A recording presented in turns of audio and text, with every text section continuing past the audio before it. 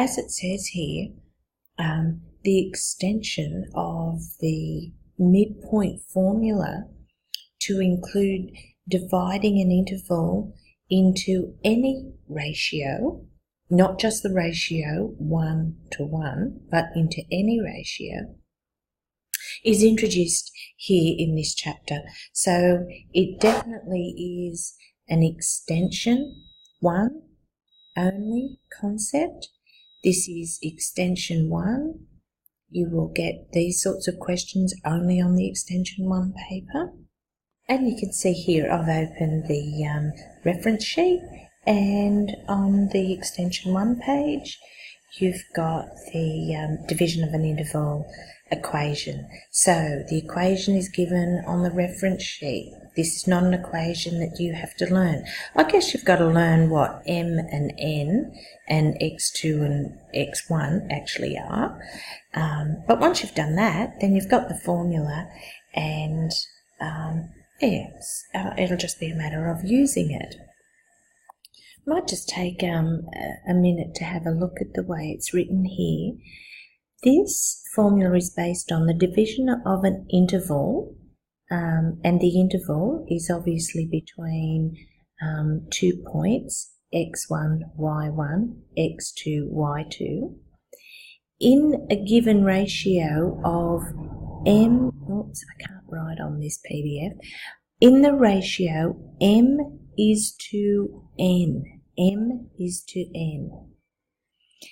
Now, they have written it in a slightly different way. They've got their ratio values, m to n, but do you notice that they start with x2 and then x1? Now, the way I've done it in the notes is the other way round. I've started with x1 and x2, and then my ratio or the values from the ratio are n and m. But the ratio is given in the order m to n, and it's from point, it would be from x1, y1 to x2, y2. So, probably making this sound more complicated than it actually is, in that you actually do have to understand where you start and the actual order of the ratio. So if we're going from here to here, this is where I'm starting. It's definitely called x1, y1.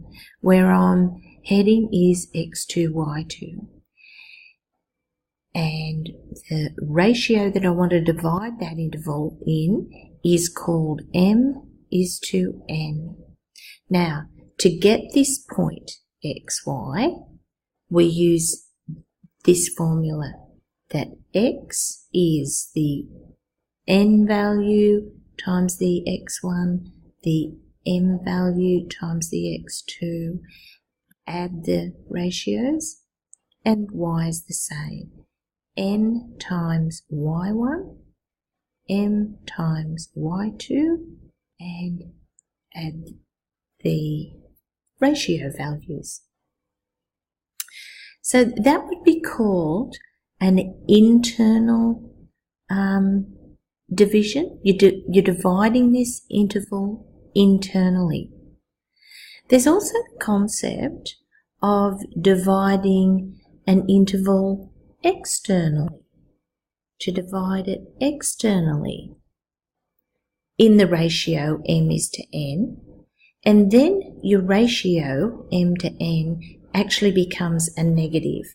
So you might write it something like this, or you could write it as minus m is to n.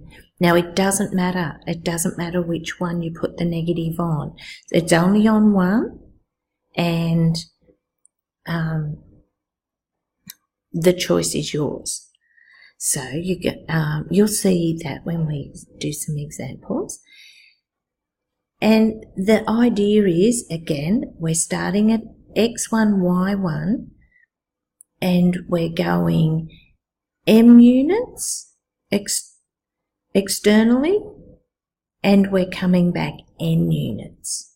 So we're going m units away externally to a point, and then back n units. And again, if you've decided now, so which one? We've decided n will be the negative, so we're going with this one here. And m is the positive, and we do that for the y values as well. Now, we will get this situation when your number for m is obviously bigger. So if this could be something like, what does that look like? 1, 2, 3, 4. This could be 5 is to -1. About 5 units away, come back 1. So to divide it externally in the ratio 5 is to -1, then that puts my division point out here. Then there's also the situation where it might say 1 is to 5. So we start at x1, y1. We go 1 unit externally, 1, which could be written as, for example, it could be written as -1 is to 5.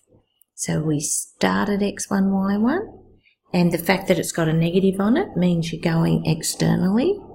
You're going 1 unit, and then you're going 5 units before you get to x2, y2. You can see then that I've filled out the examples on those, so please take your time and look through all of those, and then hopefully you'll be right to do exercise 5A.